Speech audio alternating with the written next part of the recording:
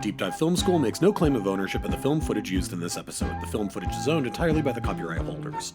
Deep Dive Film School uses the footage only for purposes of education, commentary, and criticism under fair use.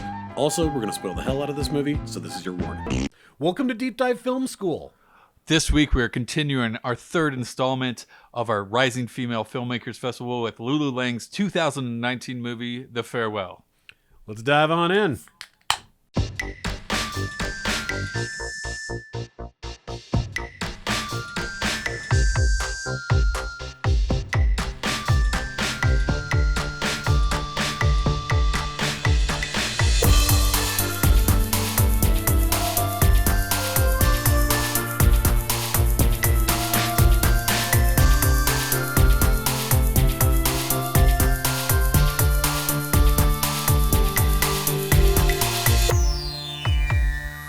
All right, everybody, I am Adam Sherlock.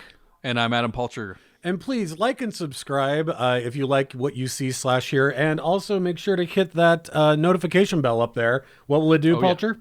Yeah. Oh, it'll notify you about our shows. Crazy. Oh, okay. Technology is crazy. It's the future's now, you guys. We don't even have to meet in person anymore. That's right. Why? I could move to California tomorrow. Yeah, perfect. Yeah, also hit us up on Instagram, Deep Dive Film School, Facebook. Finally got our name changed on there. Jesus Yay. Christ. Twitter, all that stuff. Wherever you consume your media. All right, we are getting into our third installment of the Rising Female Filmmakers Festival. I'm going to be fantastic happy with this alliteration. festival. Thank you. I'm going to kind of be happy when this is over, just because that's hard to say. That is true. That is very true. This third installment, this is 2018? 19. Right? 19. Yeah, okay. I saw God, this we're at Sunday. current. We're so current. I know this whole festival is a little more current than normal. But I saw this at Sundance, and it was one of those movies. After I walked out, the whole theater was just kind of like happy, and just like gave you a warm feeling. And I remember walking out of that movie, and the person I sat next to, we were talking about it, and I was just like, that is just a lovely film.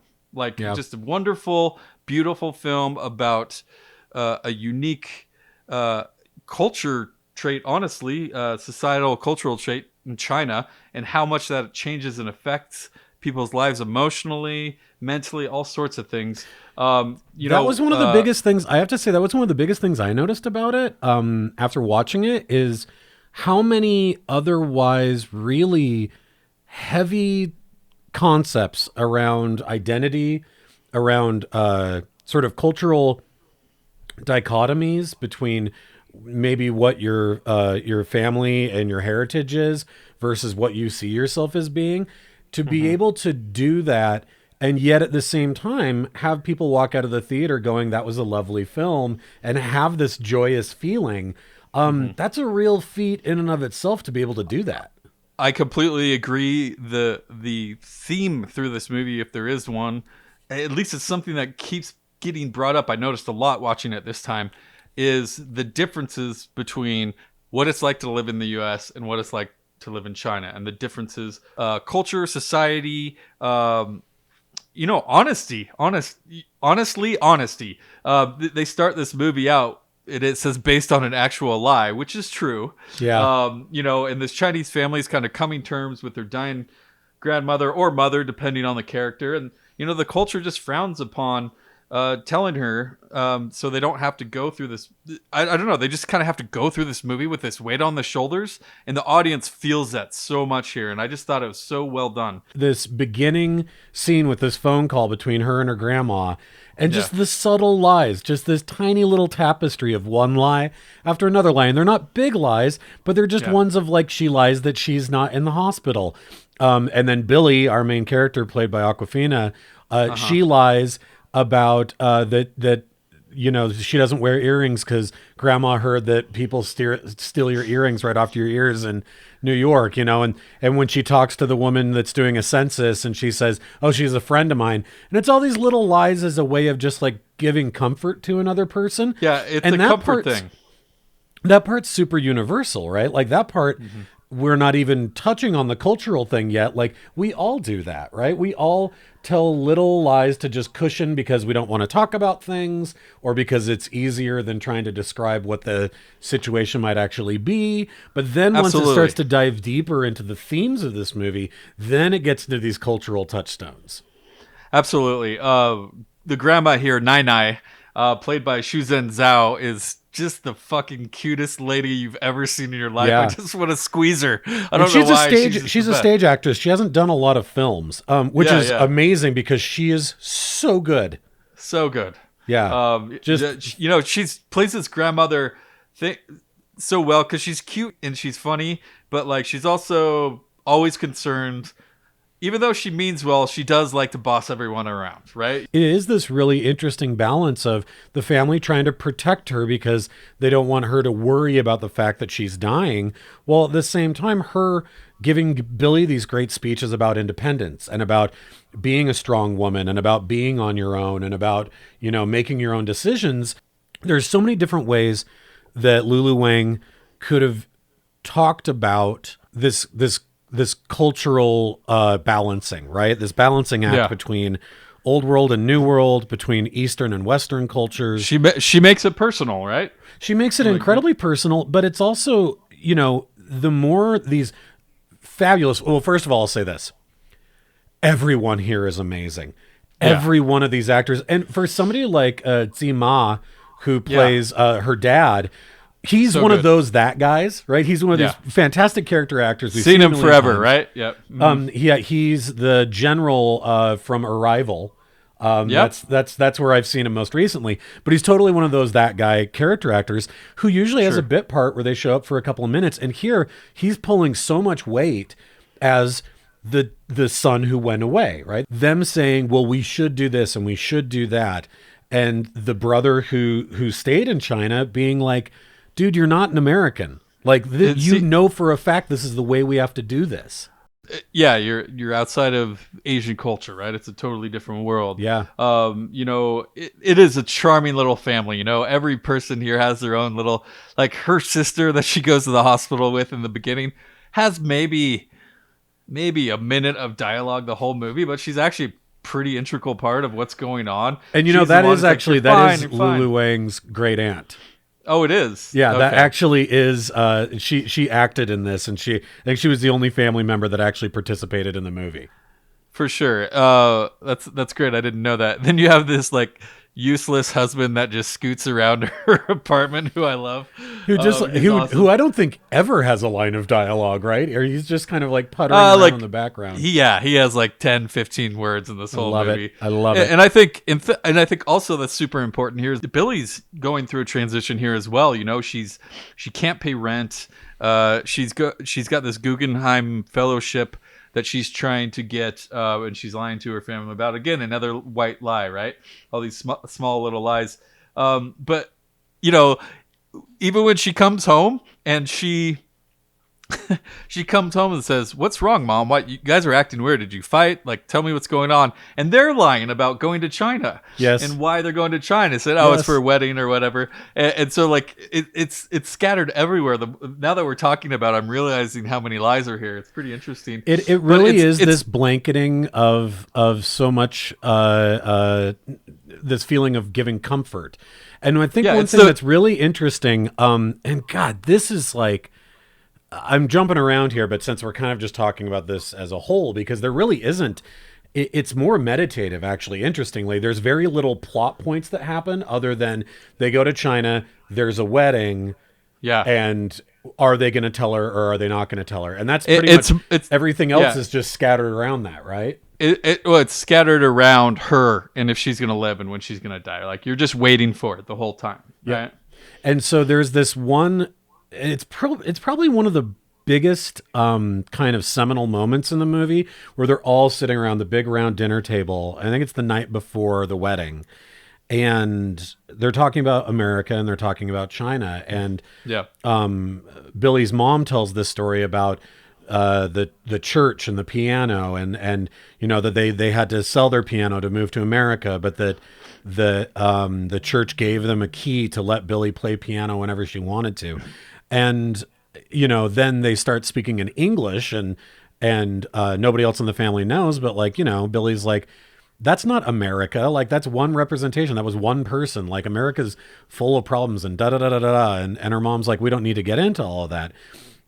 The conversation keeps going after that. And, this moment where the grandmother says, you all think that the moon is rounder outside of China, which I love that line. Now, that is a beautiful piece of dialogue, but it is really interesting because it does make you go, there's this interesting thing that neither you nor I have ever experienced, but a lot of my friends who are either the children of immigrants or are expatriates that are from another country and lived in the U.S. for a long time have tried to explain to me before, and I've tried to kind of like scratch that surface and understand it. And this scene here, I think, dealt with it so deftly, of that switchover in identity. And, some of it is really deep. When Dad and his brother are sneaking a smoke later, and she comes up and says, are you going to tell Grandma or not that she's dying?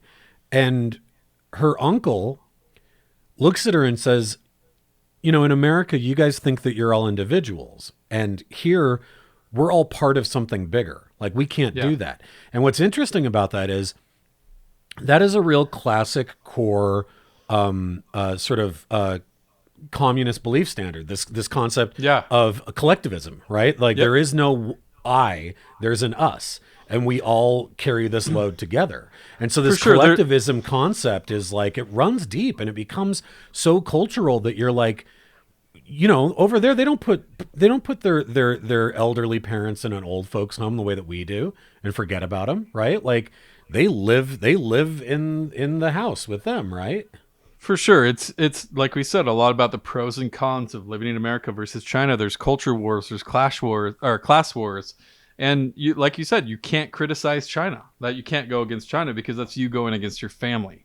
That bigger thing, and literally the grandmother says that at one point, and you don't know. And it's such an interesting, the way that it's left when she says that line. You can't criticize China. It's just left hanging in the air, where it's not a political statement, and it's not a statement out of fear, and it's not a statement of love either. It's just a truth. Right. And it's very interesting to see the way that the grandma just says that, like, this is, and I love that there's these little bits and pieces of that scattered throughout her apartment as well, where we see a picture on the wall, and it's never even talked about. It's just hanging in the background. This is a black and white photo of her and her husband when they're kids. They're probably in their 20s. And they're both completely in the Communist Party uniforms, right? Because you go, oh, yeah, okay, this is like, we're talking like 50 years ago, right? Or whatever. And you go, yeah, that time period, this is exactly that time period. And it's so, there's so much detail here, and the movie takes its time. It has no interest in pushing you towards an idea. I agree. I think it earns every moment here. Legacy is important to Nine, right? Yeah. Not looking cheap, at her only grandson's wedding is important. Got to have lobster, not crab. And it's great because, like, she's moving forward. She doesn't know she's sick, and everyone else is just stuck. And it's just this wonderful clash throughout the movie. And it's all about this big lie. It's really all about not necessarily the cancer, but the fear of the cancer is going to kill you before the cancer does. Right. Yes. And the wedding is an excuse for all of this. And, but I think this movie also has moments that are really charming and funny. You have this I know conversation with her uncle on the way to the hotel. Yeah. You have the bellboy that won't leave. Mm-hmm. and in the midst of all this loss, you have these funny moments. One of the best moments, and they bring it back around so wonderfully near the end, is the ha. How? Yeah, oh. Yeah, I love that stuff. The I love that releasing stuff. the bad toxins and all that stuff. And I also loved these. There's two, I think it's just the two really symbolic moments here that kind of kept me thinking for a while. One of them I think is really obvious, which is the bird coming into her room, right? There's the bird right before she leaves for China, and then there's the bird later in her hotel room. And obviously, like symbolically, a bird entering into a room is supposed to be a harbinger for death, Yeah. and that's pretty culturally universal Hmm. theme there. But it's just interesting that it happens twice. It happens again, I agree. first in New York and then again in China. Technically, three times if you count the very last shot. Oh, that's a really good point. That's a really good point. So I mean, they tie it all the way back around, which I think is wonderful. Yeah. The second symbolic one that I was thinking a lot about is I love that there's this moment where Nine Eye's solution for why she thinks that her son and her granddaughter look so tired and bloated is that they need to go to a spa, right? They And don't look healthy. yeah, they don't look healthy. Like his face is all puffy and red, and it's like it's because you're dying. But okay. Yeah. They have so a spa day. And so they totally placate her and they go to this spa, right? They get the spa day. But there's the moment where Billy goes in and gets the cupping done. Yeah. And she is saying it hurts. And her aunt is telling her that means it's working. If it hurts and if it's painful, then that means it's getting the toxins out and it's working. And later she lifts her shirt up and looks in the mirror and sees these big welts that it's made. Yeah. But it's like this statement that just kind of keeps ringing like a bell is like, but that's like, which do you believe? Do you believe that pain is truth and so it's working and so it's effective? Or do you think we shouldn't talk about our pain and we should even lie and hide other people's pain so that everything's cushiony around the edges, right? And it's almost like toying with this concept of like, well, what does it really mean to love somebody? Is it to experience the grief of, hey, you have a terminal illness and you're dying, or to continue to lie to them to pull them along through this, And I just thought the cupping was a great symbolic look at that. No, I agree. That's a great metaphor that I hadn't really put together like that. But I did remember the line of, if there has to be a little pain if it's working. Absolutely. Yeah. And it's like, well, do you believe that or not? Yeah. I mean, they even question, they're going through this whole questioning. I mean, that's half of this movie is them questioning, should we tell her or should we not? And, the handsome young doctor who speaks English, who's trying to hook Billy and him up. Nine Eyes trying to get him. Yeah, Billy asked him like, "Hey, is it wrong to lie?" And he's like, "Well, it's a good lie." And for the most part, through most of this movie, I mean, Billy lied about not coming there in the first place from New York and said she would stay home, but her family thinks she's too emotional, right? Yeah. But everyone seems okay with it. But at the same time, the dad's like, this would be illegal in America. You couldn't not tell someone they're dying. Yeah, totally. You just can't. And it's interesting too because it's like, oh well, Billy shouldn't come because she's the most emotional, but she's also the out of the entire family, she's the most westernized, right? And so she would understand it the least. And there is this other really powerful, interesting moment that's very fleeting, and we never revisit it. But Billy talks several times about, maybe I'll just stay. I should just stay in China. Why did we ever have to leave to begin with? Things got more complicated when we left. But there's a moment early on where she is walking down the hallway of her hotel and just glances into the room, and it's these, shirtless old Chinese businessmen playing mahjong with what I'm pretty sure are call girls, right? Yeah. For sure. And the one girl looks back at Billy and they make eye contact. They're about the same age. And it is this like fleeting little moment where it's like, well, would you be waiting on the Guggenheim for a fellowship if you had stayed in China? Or would you be like, where would you be? Would you be married to a rich doctor? Or would you be one of these girls? Right. And it's kind of this, which path may you have taken had you not done the thing that you did do? And it's not even spoken about. Again, like you said, this movie earns those ideas. It's able to kind of just throw that pebble in the pond and let it ripple and be like something to think about, Well, and some kind of justification they have during this whole conversation about should we or shouldn't we is that Nai did this to her dad, right? And there's another unwesternized version of this, but I mean, so it's some kind of justification for the audience, I think, and maybe even the family, at least the dad. He's the one who's struggling the most with it, I think, outside of Billy. But I mean, would you want to know? I mean, yeah. I mean, that's the thing, is that like Nai is independent. Like she would be pissed if she found out, even though she had done it. Well, hear no evil, right? Yeah, I guess. I mean, well, did you ever hear? It's funny because once I started watching this, though, everything kind of clicked together.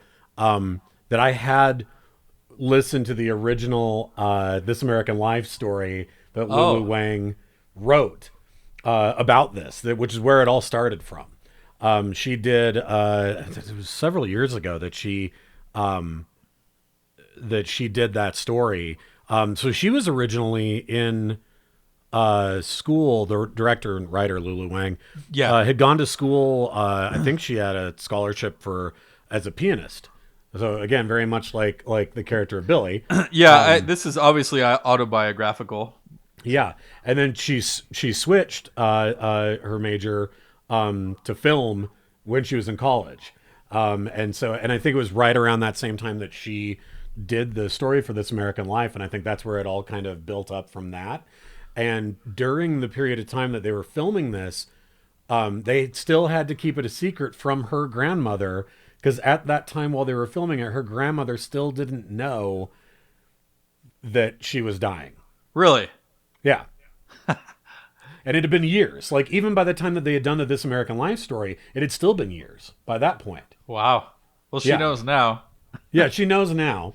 Well, and like I said, her sister was in it, right? So she's very aware now. But it is just funny to think that it's like, and I guess that's what anybody who's a family member of someone who's a writer or a filmmaker has to contend with, is if they want to tell their own story, great, now all your dirty laundry is going to get aired for the public to see, right? Yeah, but I think that's what makes a good movie. I think that's like, people are going to connect with something real, right? Something that, that they can relate to. Absolutely. I mean, obviously no one is going to be leaving Endgame and going, whew, I know what Fat Thor was going through there, like wait, a bit different. I identify so much with Hawkeye. I mean, when he went around and murdered all those people. To have your child and your wife snapped out of existence, so you have to go to Okinawa and become a fucking hitman. I know exactly what that's like. I want to touch on the relationship with the mom here, Billy and her mom, because it's really interesting, and I wish it had more screen time. But it's really interesting because obviously Billy thinks it's okay to show emotion. She's westernized. She's used to that, putting her feelings on display. But the mom feels like that's a zoo, and she, here's again the cultural clash again. Her mom has been westernized as well, and agrees with that much more. She's talking about how the professional criers at the weddings or I'm not weddings, at the funerals, and then we get this amazing cemetery scene where we see, it's so good, where we see one of these professional criers, but also all the random. They put all the food down, and it's like the whole conversation about the cigarette, and like, Dad still smoked, and he's like, no, he stopped smoking, and he's like, no. It's so funny culturally that you have to like open up the food so he can eat it. And you're like, are they? And then they just end up eating a bunch of it anyway. And... Like it's funny because I know someone who lost their sister at a young age, and they would like bring stuff to her grave too. But it was like TVs and shit. I'm like, what is she gonna do with the TV? What are you doing? Like, what? Look, I'm not here to rain on your parade about whatever your belief is, but there's literally no way she can watch that TV. But she loved TV. Well, it's like, yeah, but don't leave a TV out in the middle of a cemetery. She would be really pissed about that. Yeah, that thing's gonna disappear. I'm sure they even do that too, where they rip apart the flowers. They're like, otherwise people will steal them, so we have to rip apart the flowers. But it's great, and they do the bow 1, bow 2, bow 3, all that stuff. But the let me ask you real quick. Awkwafina is kind of known more for being pretty loud, obnoxious, funny. girl, and she's been in Ocean's 8. I'm trying to think what else. Crazy Rich Asians, of course, she's in that. And she had a career online, obviously, before this, but this is actually a pretty real dramatic performance here. I think there's some really heft to her performance here that really took me off guard the first time I saw it. Not because it was bad, it's because it's so good. Like, oh, you can do this? This is great. Because she really has made a career on being kind of obnoxious. To some people, no, and I agree with that. And I think that, it's like we always see, right? Which is that if you can do comedy, yep, then the possibility that you can do drama is heightened significantly because, I think that it's as long as you understand. I always equate these things to things like music, and to be the virtuoso guitar player is fantastic, but if you know when not to play, then you're really something special. And I always think that drama in a lot of ways is sort of like, for a comedian, it's like where not to play, right? Yeah. It's, the case study, of course, is Robin Williams. But I think that it's that ability to show Tom something Hanks, like that. Tom Hanks, Jim Carrey, they all made transitions into dramatic roles and won many Academy Awards for doing so. Yeah, definitely. So I think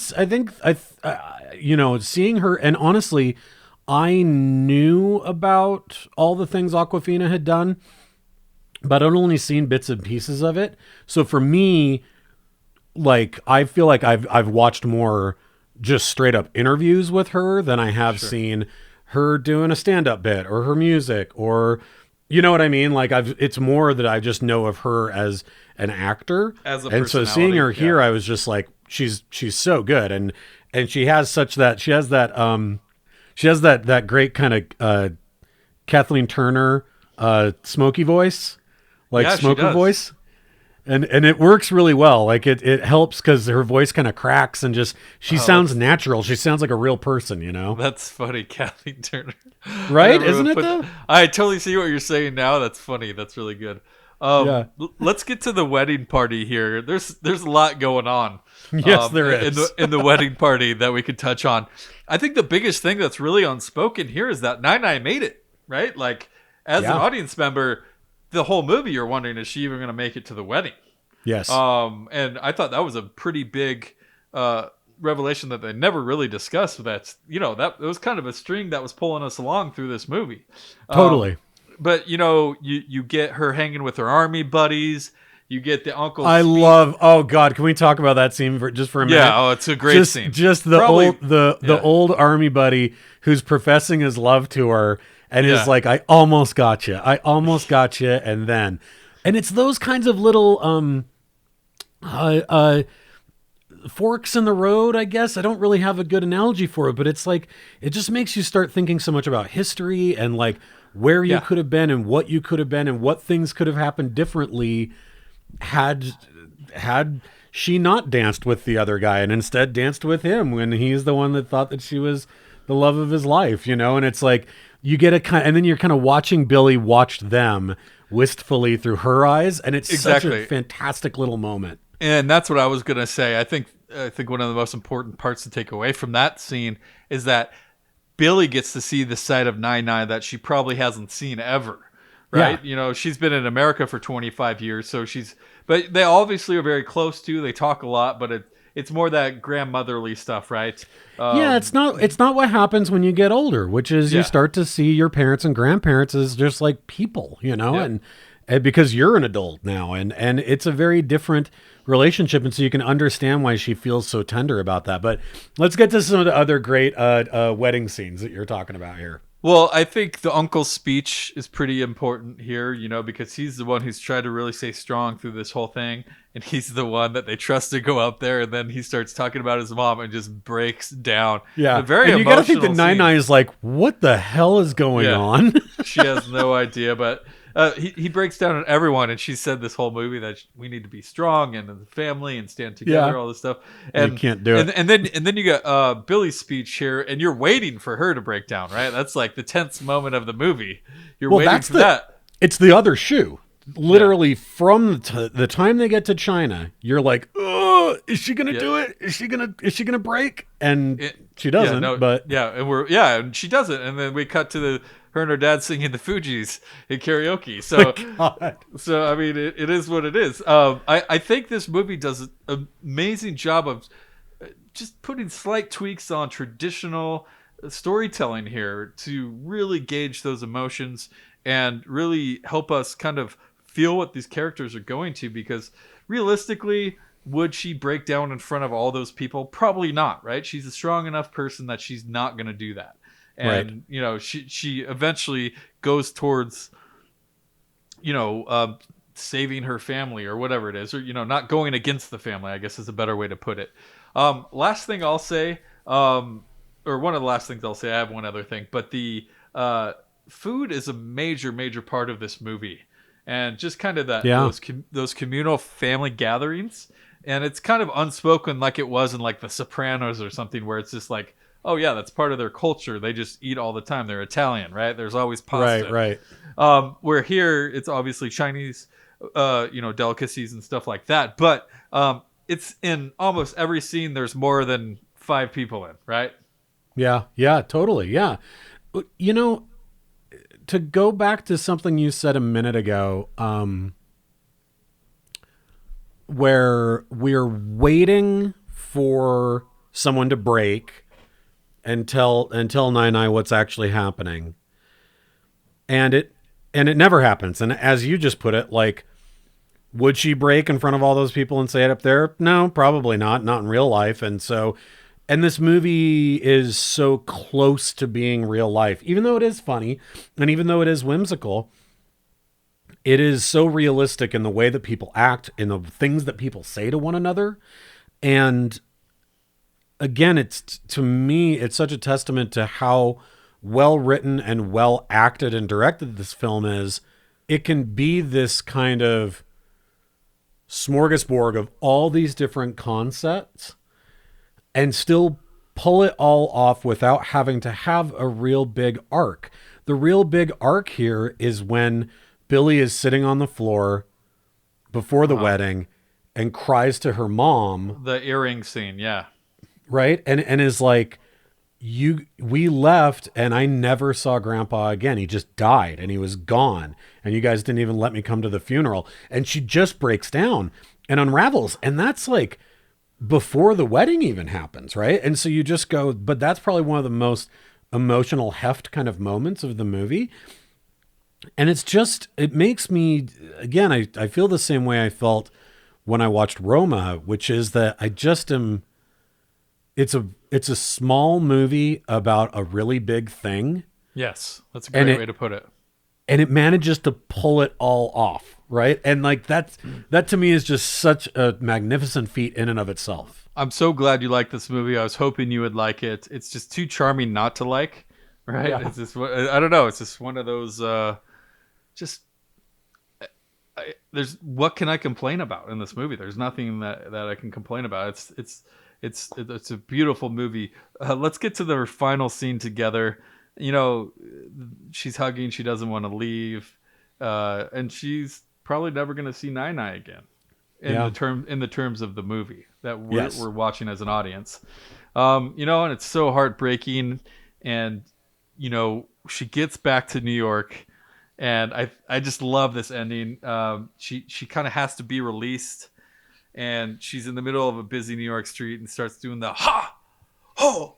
And just releasing those bad toxins that she had from when she left. And then we see those birds fly away in the tree.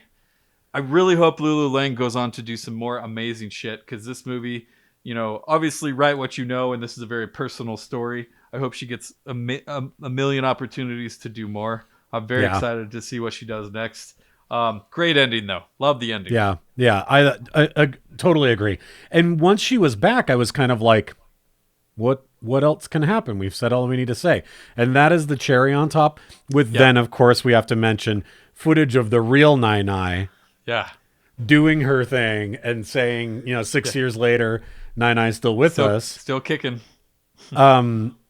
Of course, that also has its own kind of dark juju to it, I suppose, which is, did it ever occur to Lulu Wang while she was making the movie, like, when I finish the movie, if my crescendo is, and she's still alive, but we tell her that we made this movie, does she drop dead right then? And we're like, oh God, see, it was the fact that no one told her that kept her alive. Yeah, I definitely thought the same thing. That's I a don't gamble. know. I mean, you gotta be pretty open, but Yeah. more than likely they lied about it. So yeah, Yeah, so it worked, at least for That's the 6 lesson years. here. Awesome. Well, I loved it. I thought it was a fantastic film. I love this kind of stuff. I love, Yeah, again, just these small dramas that end up having this really deep, rich complexity right underneath the surface. And because, again, like you said, you write what you know, it allows someone to tell, again, those of us who've never experienced anything like this, the challenges of doing that delicate little balancing act of living between these two very different cultures. yeah. You have the cultural complexities. You have the emotional complexities of do we tell or do we not. You have the moral complexities of do we lie or do we not. You know, And what does it mean? What does something mean to be a good lie? Yeah, I mean, yeah. It's Sherlock. You look so good in glasses. I love your glasses. Hey, I'm joking. I like my glasses. I do too. Yeah, now I have no clue. All right. Well, what are we doing next week? Next week, Olivia Wilde's Girls Super Bad movie, Booksmart, with directed by Olivia Wilde, Beanie Feldstein, and Caitlin Dever. Very excited to talk about this one. This is a fun ride, but I think another angle of the female filmmaker here, right? Like, we started with Lady Bird, which is just a really solid comedy drama about life. You could say that Farewell is a bit more of a drama, but from a different culture, a Chinese culture. Babadook was a horror movie. Now we get a comedy. So I'm excited to kind of hit on all four of those international international directors, but also those different genres as well. So for sure. Cool. Yeah. Make sure to like and subscribe, guys. Go ahead and follow us on Facebook, Instagram, Twitter. Hit that bell notification, and we will see you next week. All right. Thanks.